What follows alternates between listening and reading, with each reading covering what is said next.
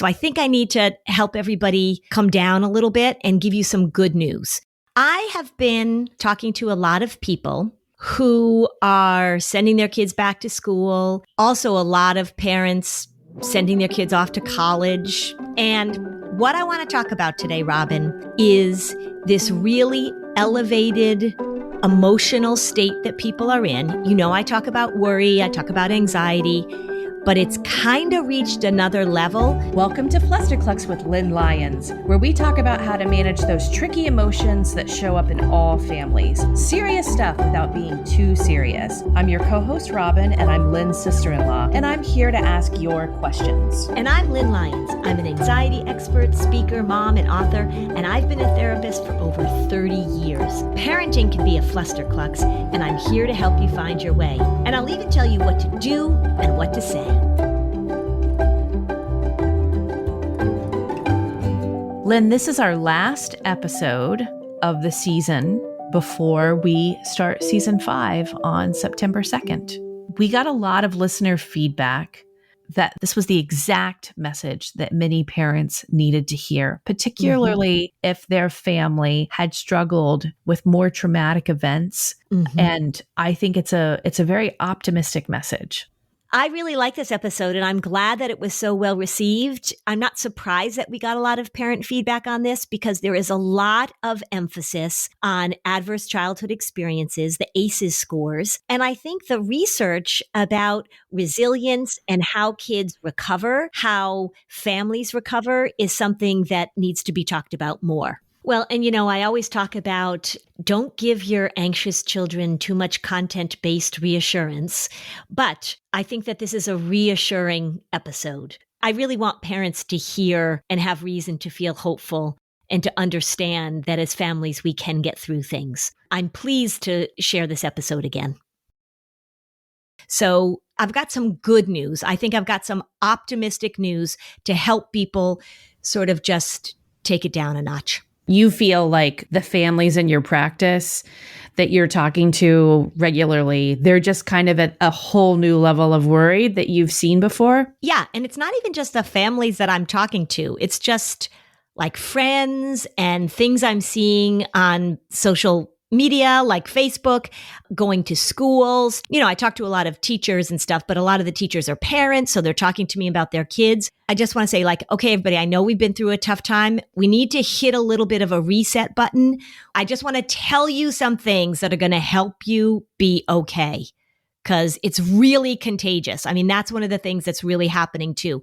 The level of language, the vocabulary that people are using, it is up there. Tell us how to reset. We need it. Okay. I've been doing some research and looking up some other stuff because I'm doing some writing and things. So first thing I want to talk to you about, and I've come across some things that I think are really helpful. We have talked a lot and people have heard a lot about ACEs. So what that stands for, ACE, is adverse childhood experiences. And this research about adverse childhood experiences has been really helpful because in terms of dealing with trauma, about what's going on with kids, to me, it really is great because it talks about life experiences, it talks about relationships, it talks about the things that happen to kids rather than all of that sort of diagnostic language that I think is not so helpful at times. This is a way to just say we are human beings and above all, we are social and emotional creatures. But there's something else. And I actually wasn't familiar with this term, so I was delighted to come across it. But there's something else called positive childhood experiences. What do you know? So positive childhood experiences really look at the things that sustain us, the things that even as we move into adulthood, very much decrease the likelihood of depression in adulthood and the likelihood of developing other mental health issues. And so I think what I really want to tell parents right now is what this research shows is that positive childhood experiences do great things to offset adverse childhood experiences. And we may say right now, look, our kids have been through a lot of adverse childhood experiences because of the pandemic, because of everything that's happened. People have lost loved ones. Their lives have been so disrupted. There's a lot of stuff going on. So I want to talk about positive childhood experiences. And there are 7 of them that they list, 7 of them. And so when they're doing this research, they say to the adults that they're looking at, list how many of these you experienced as a child. Okay? There's 7. I'm just going to go through it. And as you listen to me list these off, parents, think about how you're doing with these in your family. I think it's going to make you feel better. Ready? Here we go. Number 1, you felt able to talk to your family about your feelings. That's number 1. You felt that your family stood by you during difficult times. You enjoyed participating in community traditions. You felt a sense of belonging in high school, not including those who did not attend school or were homeschooled. That was the one I was like, felt a sense of belonging in high school, which I did. But, some of us will think back like, Yeah, that one's a tricky one. That's a tricky one for a lot of people. Because belonging is so subjective. Yes. Everyone always assumes other people are part of a party that they aren't in that age group. Yep. So that's a little bit of a tricky one. But you don't have to have all 7. So this isn't an all or nothing thing. If you can check off a few of these, you're good.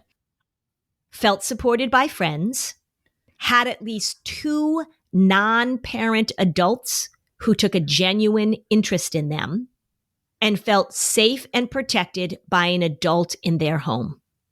So when you look at those 7 things, and as you're thinking about your children right now, as you're thinking about what you can offer your children right now, those are things that if you are a loving, caring parent, you're probably doing okay with those things. You're probably offering your kids those things. You can't create a sense of belonging in high school if you've got a 15-year-old, but think of all of the ways in which we as adults can provide those positive childhood experiences to our kids.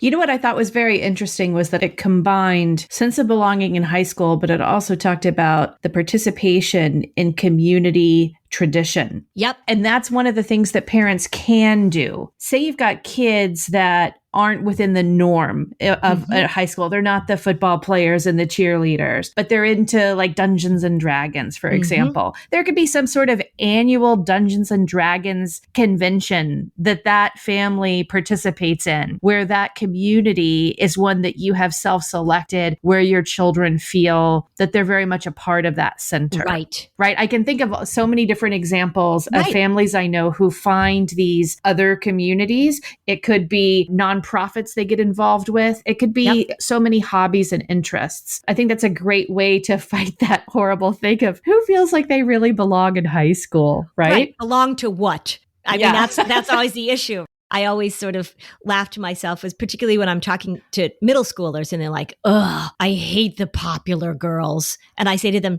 do you know what the word popular means? And then there's that wonderful writer, I forget her name, but she talks about popular as meaning powerful. This sense of belonging. And how do we create that for our kids? And how do we have traditions? In Concord, where I live, they have this walk for the animals.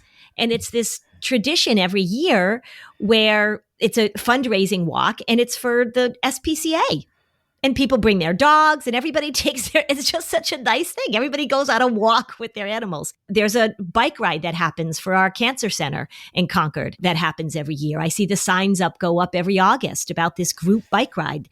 So there are all of these ways that you can have that feeling of connection and belonging in your community. That's a great way to think about that. Yeah, we even as adults in our own family, we participate as a family in a 4th of July event every year. That's a wonderful tradition. I know. That we do. And it gives us such a bedrock of memories for our family. Yep. So, we have to seek that kind of community in a variety of places.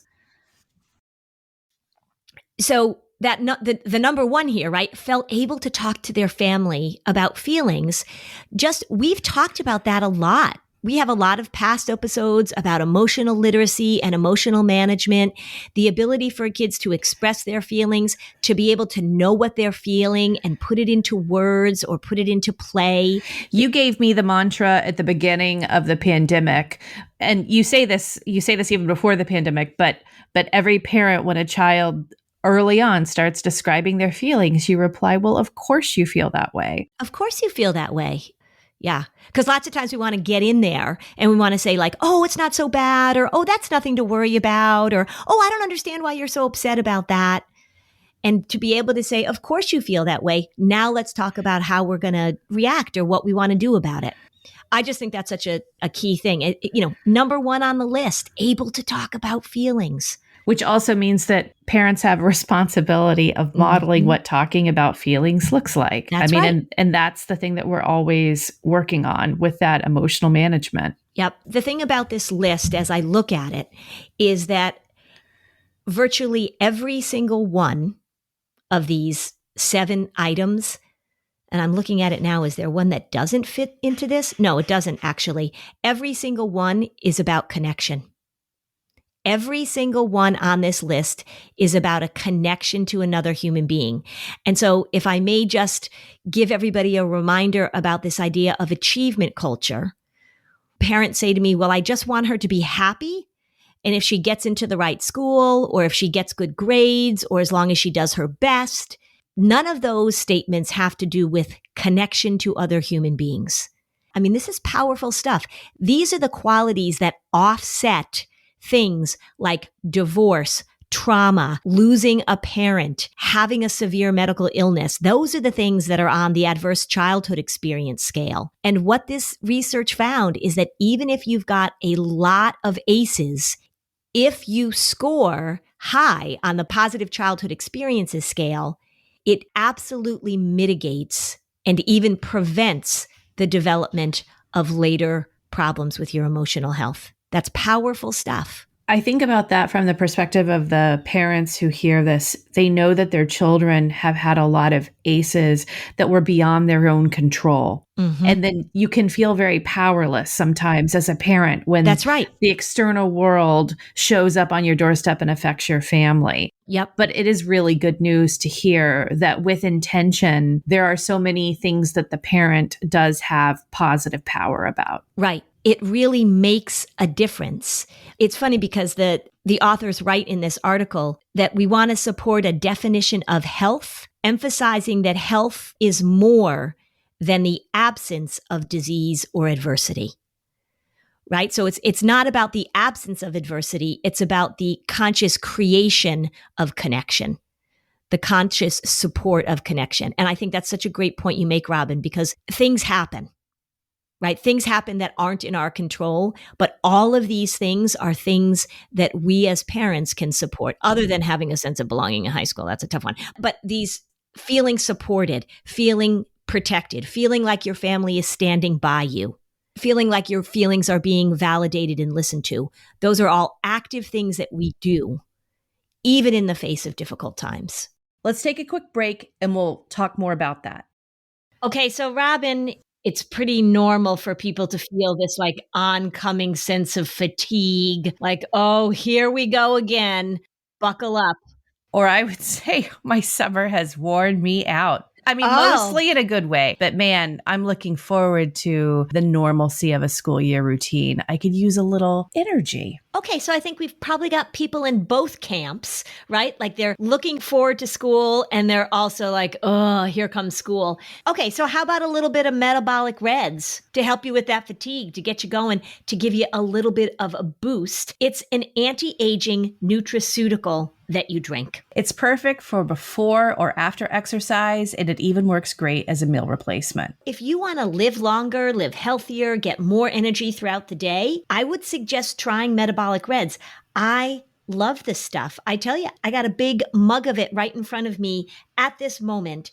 I drink it before I go and work out. I drink it during the day. It keeps me hydrated. It keeps me energized. And it actually tastes delicious. It really does. It gives the energy jolt of coffee without that midday crash. It's got 9 different natural blends. They're scientifically proven to boost energy and focus. These nutrients help the most important cells of your body adapt, grow, and stay healthy longer. It's 100% natural. It gives you that energy boost that you've been missing. So go to getreds.com/fluster so that you can try Metabolic Reds for yourself. That's getreds.com/fluster. And you'll also be able to unlock a special offer of a free metabolic greens with your purchase of Metabolic Reds. Just go to getreds.com/fluster to start feeling great.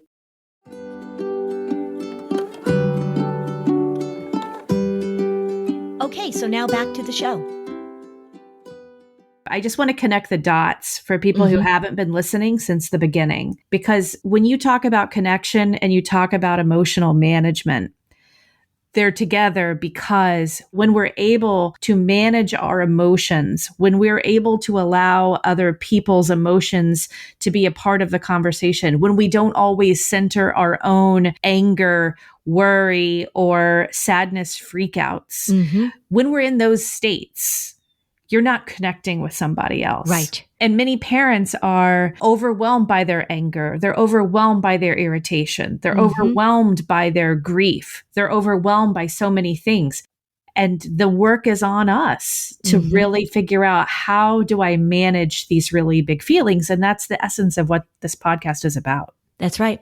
It really is about listening to where your children find their connection. Because I think sometimes we decide that would be a really good experience, or that's really important. You know, we do this resume building with kids, and connection shows up in places sometimes that we didn't have on our agenda. I mean, I was just talking to this high school student, and she got a summer job working in a restaurant. But she has found this connection with the people that she works with. Most of them are older than she is. This is her first job. And she loved it because of the connection that she felt. And then the school year is starting. And so her parents said, you know, you really can't continue this job during the school year because you have school and you've got your sports and you've got this and you've got that. And she came undone because she felt like they weren't getting how important the connection was. So she did a really good job of explaining that to them. And now they're thinking differently about it. And I did some explaining too. But it was such an unlikely place for her to find connection. You know, working in a pizza joint. After the last few years, she absolutely feels joy when she goes into work at the pizza place, which is kind of interesting. We're talking back about the high school thing. I always worked in high school.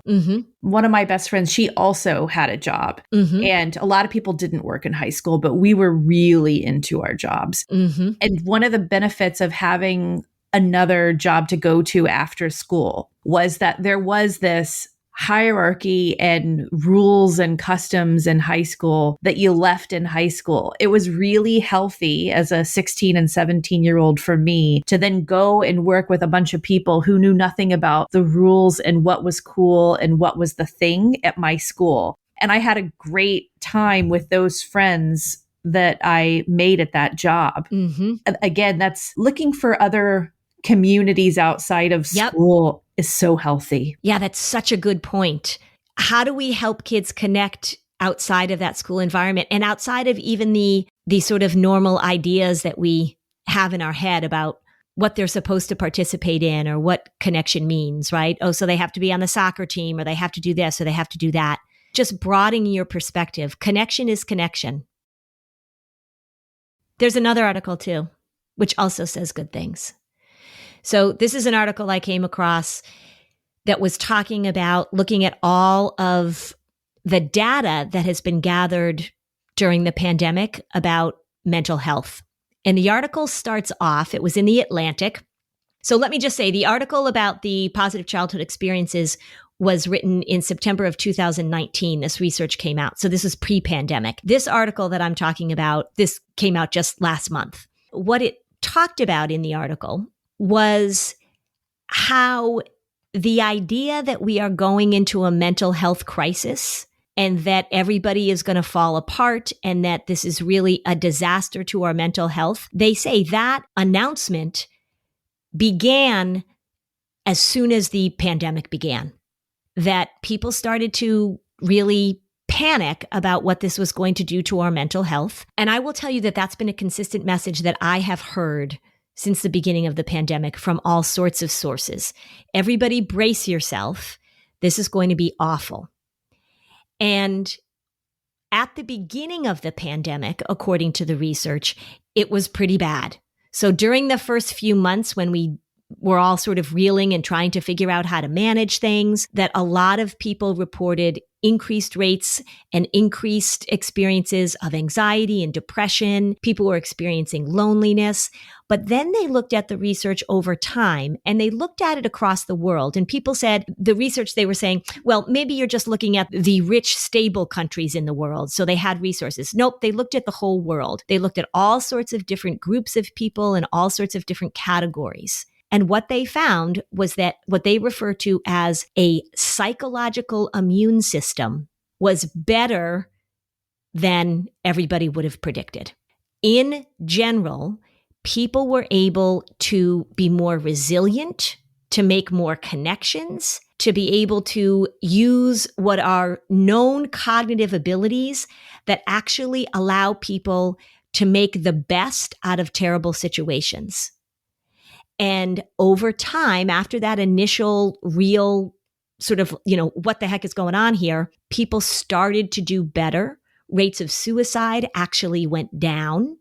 They did identify women and parents of young children as taking the biggest hit, which certainly makes sense, but that imagining what was going to happen, predicting what was going to happen, anticipating what was going to happen was worse than when people actually had to manage it. I just want to give you another little piece of optimism, another reason for you to just exhale a little bit. We did better than you are hearing in a lot of the news reports and a lot of those clickbait headlines.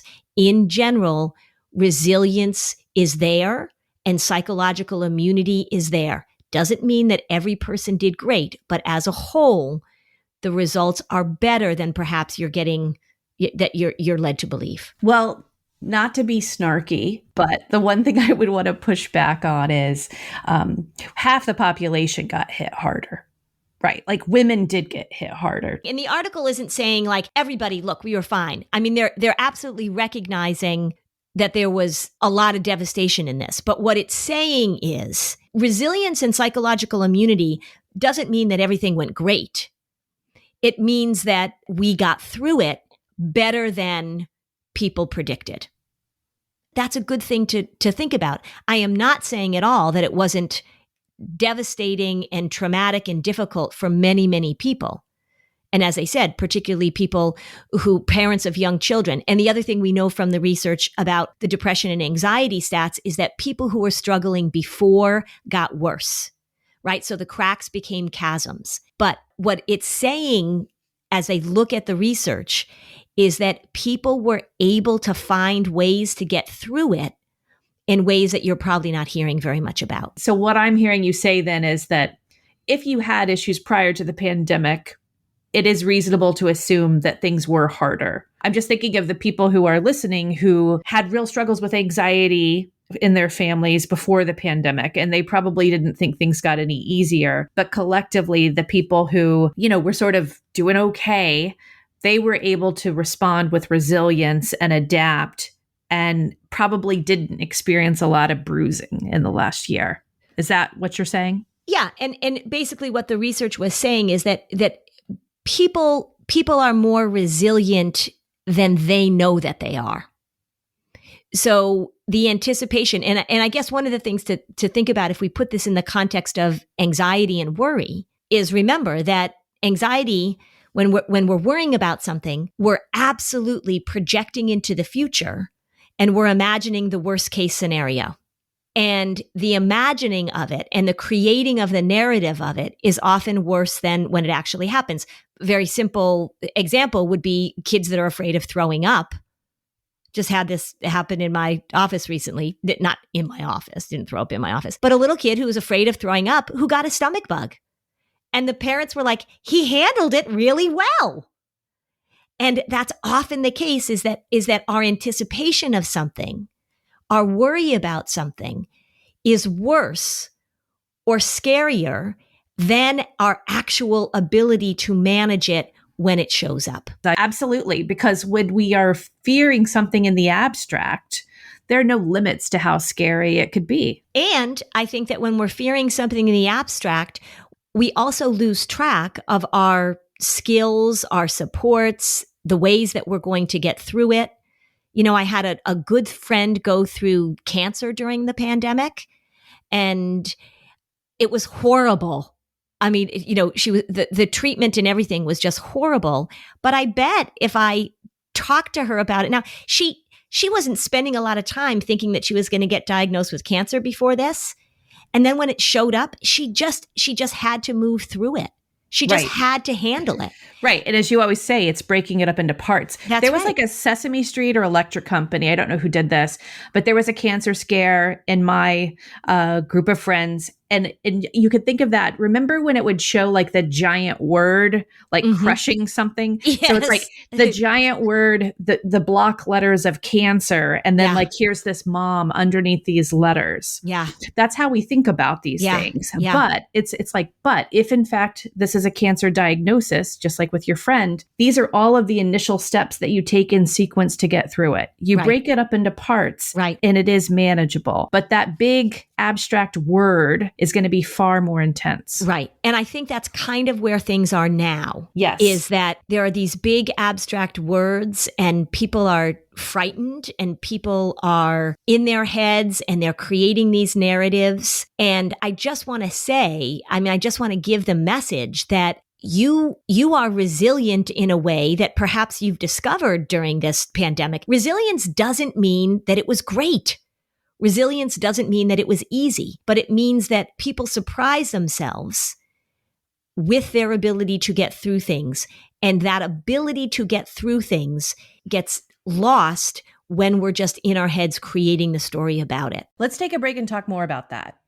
Robin, I don't love going to the grocery store. Yeah, you really don't go to the grocery store very often. But this is why something like Thrive Market is a dream come true, because I can shop for everything that I need from my house, have it delivered right to my door. And if I find a price that's lower somewhere else, Thrive Market will match it. I love that Thrive Market carefully vets every item they sell. So you can trust that if they sell it, it's probably the highest quality available of that particular item. And I love that you can filter out 90 plus values and lifestyles to find what works for you, especially if you have any food allergies in your household like we do. When you first go on the website, you answer all these questions about what you like and what you're looking for. And then you can shop by what you eat and what matters to you. So they've got over 5,000 food, home, and beauty products. They have plant-based, keto, gluten-free, zero waste, BIPOC-owned brands. They have it all.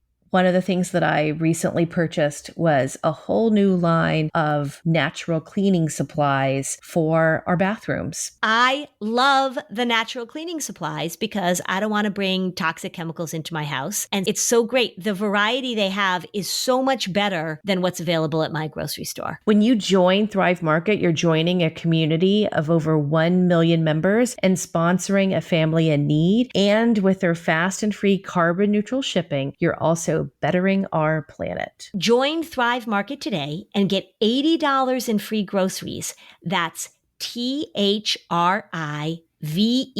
market.com/Flusterclux to get $80 in free groceries. That's thrivemarket.com/Flusterclux.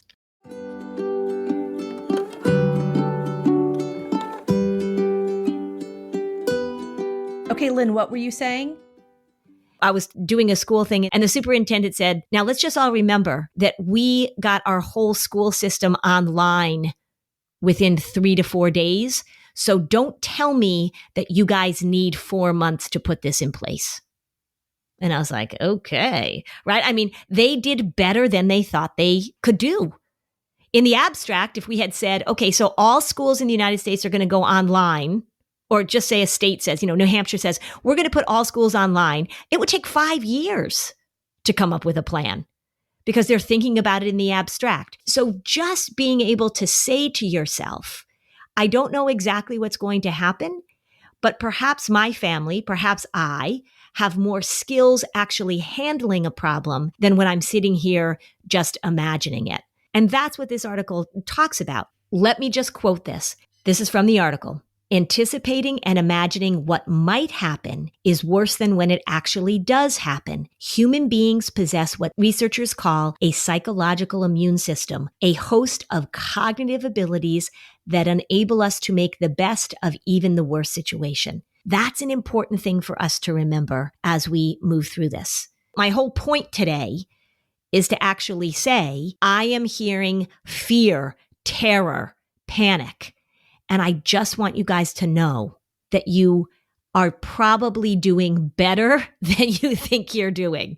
You probably are. It's going to be bumpy, but there are things that we have inside of us and ways that we can connect that are going to help us get through this. I love this phrase, the psychological immune system. I know, it's great. And when I think of the pieces that probably support a strong psychological immune system, I'm thinking of connection at the top of the list. Yep. I'm thinking of resilience and flexibility, problem solving, and I'm thinking of autonomy. And interestingly, for those listeners who know your stuff, this list is really familiar. Yep. And this is what I was trying to say it all comes back to. All of those emotional skills are what you have preached for years, that when our children have these traits, it is the best defense against mental health disorders. Right. That's what I was trying to make the point before too. We as parents have power here, like huge power. Well, and that's what I love when the article said, the first article I was talking about, you made mention of it also, is that things happen. Like we're not in control of a lot of things. And so when we talk about happiness means that everything has to go the right way, or that our children are doing well if they don't have bad experiences, that's not the way to think about it. Because things happen, bad things happen. Things don't go the way that you want them to go. And it's really not about removing things to create happiness. It's about adding things to create connection. That's where the buffer is. That's where the mental health buffers are. When we have those skills that you listed, right? Autonomy and flexibility and connection, we are giving our kids the skills they need to step into life rather than stepping in and trying to prevent bad things from happening and remove our kids from situations. And that's the big difference. That's the thing I talk about all the time with schools. If we put accommodations in place that remove your child, we're not allowing them to build the skills they need for anxiety. Yeah. It's about equipping kids with the skills they need so that they can handle what life throws at them, not saying, oh, we have to take away this or prevent this, or we can't let them experience this, because you don't have a lot of control over that. Just sort of popped into my head is I'm imagining the listener who has either a partner or one of the children in the family in a more emotionally vulnerable place than the others. Because I'm sure you see that in your practice all the time. If you have one child or even your partner who is not necessarily helping you model what you want, what do you want to say to that parent who's really trying to steer the ship for the whole family? I think, and I've said this so many times, you've just got to talk openly about what you're trying to do.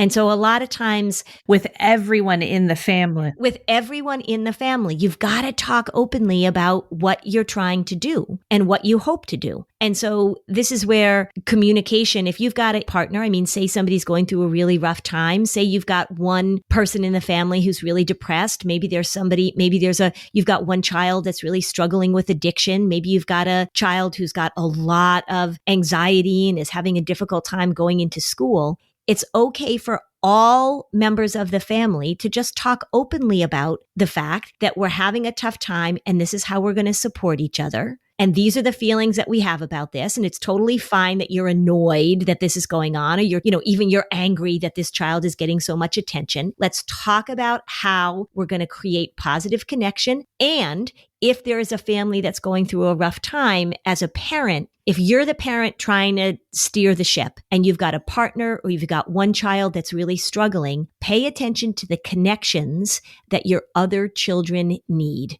And you may not be the only person who's going to be in that child's life right now that's going to provide them with that connection, with that buoyancy, right? One of the things that it said is that at least 2 non-parent adults who took a genuine interest in the child.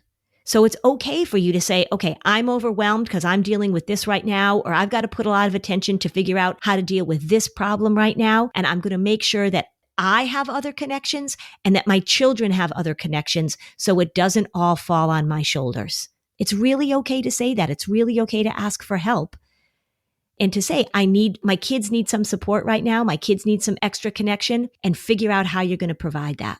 That's an active step that you can take. Do you think that sometimes families come into your office because they have one child who anxiety is a very big issue that is really limiting his or her life, but the parents have tried to kind of isolate the treatment of it and not bring the whole family in? All the time. Well, and this is oftentimes the child will come in, and maybe the child's been in therapy before, and the child's been in therapy by themselves, and the parents haven't even been included, and the other siblings haven't been included. Blows my mind. I say it all the time. I can't understand why you would treat an 8-year-old or a 10-year-old or a 12-year-old with anxiety and not have the parents be a part of the process. That's just, it just astounds me. Okay, well, unpack that. Why does it astound you? Why is that not a good idea? It astounds me because if we look at everything that I just talked about in terms of positive childhood experiences, parents are there. For one, as I've talked about many times, oftentimes one of the parents is struggling with anxiety too, because this thing doesn't show up in a vacuum. And so they need the information. It's a connected, generational, relational problem. And if parents don't have the information they need, if there isn't somebody there to say, I think this might be making the anxiety worse, or I understand that you're trying to protect them, but let's build this skill instead, right? Anxious families often come in and they are all about making things smaller. The world has gotten smaller. They've tried to remove things. They've tried to accommodate. They've tried to avoid. And my goal is always how do we add things back in? And that includes family members. So why am I going to take somebody who's isolated from their world because of their anxiety and just mirror the disorder by isolating them more from their siblings or their parents or their peers? The more we do it as a community, as a family, as a larger system, the more we're doing the opposite of what the anxiety demands. So many families want to seek treatment for their anxious child. And you are saying, no, we have a family system here and we have to approach this together. Right. When is therapy for the individual child or teen, within your opinion, the appropriate path? Because I'm sure there are exceptions. Yeah. So as a child gets older, I see a lot of 16, 17, 18 up. I see them individually. I have good relationships with their parents. I talk to their parents, but I always joke, if you can drive to your appointment by yourself, you can come to your appointment by yourself. So when you get to be that age where you're making decisions for yourself, and sometimes I need to create more autonomy. So I'm going to tell the parents that they need to step back, but I'm going to tell the parents that, that's part of the treatment. So the older teenagers are absolutely coming to appointments by themselves for sure. There are some situations in which I will see the parents separately from the child because there are things that I want to talk to the parents about, not in the presence of the child. But most of the time for younger kids, I'm going to include the parents. Sometimes I can't include both parents. Maybe there's one parent who is unavailable for some reason because of their own issues, because there's been a horrible divorce, because there's some substance abuse going on.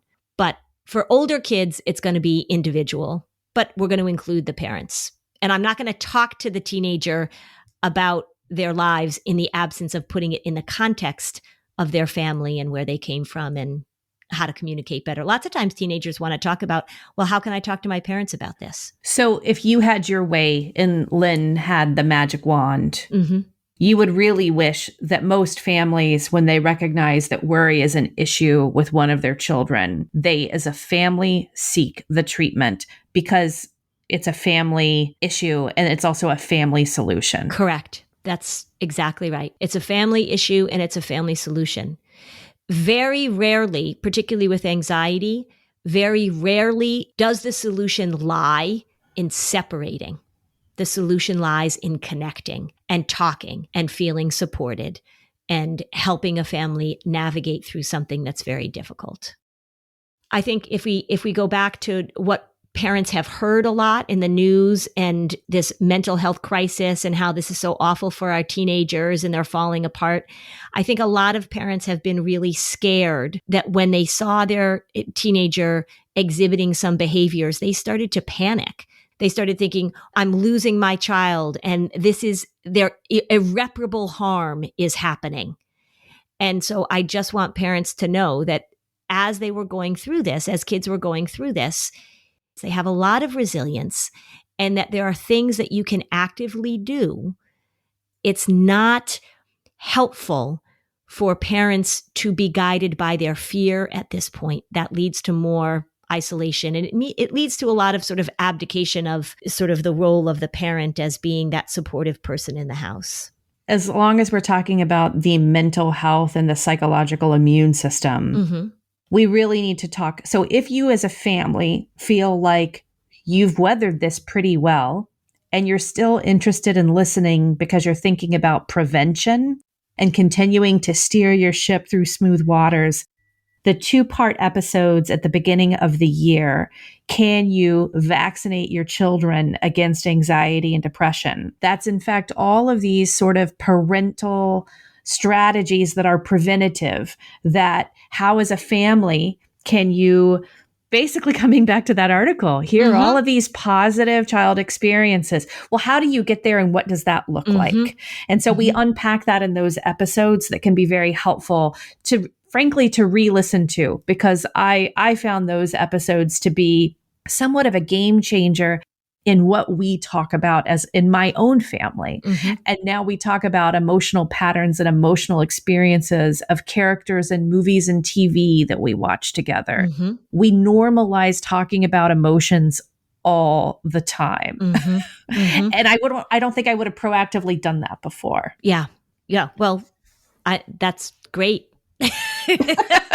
No, I mean, truly, like, I love hearing you say that. I love hearing you articulate that. It's creating that sense of belonging and thinking about this, if I had to sort of leave you with kind of one thing to carry around inside your head, parents, it's thinking about how you can add positive things rather than be fearful of negative things. How are you going to add in the positive rather than be so fearful that you have to protect and take away and what's being taken away from your kids? That mindset, that mindset of, oh, what do we have to avoid? Think about adding positive rather than avoiding negative. The adding of the positive stuff absolutely mitigates the negative stuff. People who had big numbers on the adverse childhood experiences scale, but also had solid numbers on the positive experience scale, those people did much better. And it wasn't subtle. The research was, they were pretty like, look at that, right? This person had a whole lot of crap that went on, but then they had this. They had these positive things, and the rates of depression and other problems with mental health were far lower. It's cool stuff. It's really about what we have to create, not what we have to avoid. If this episode was helpful to you, you can join our Facebook community, and we'd love it if you left a 5-star review on Apple Podcasts. Thanks for joining us on this episode of Flusterclux. Bye, Robin. Bye, Lynn.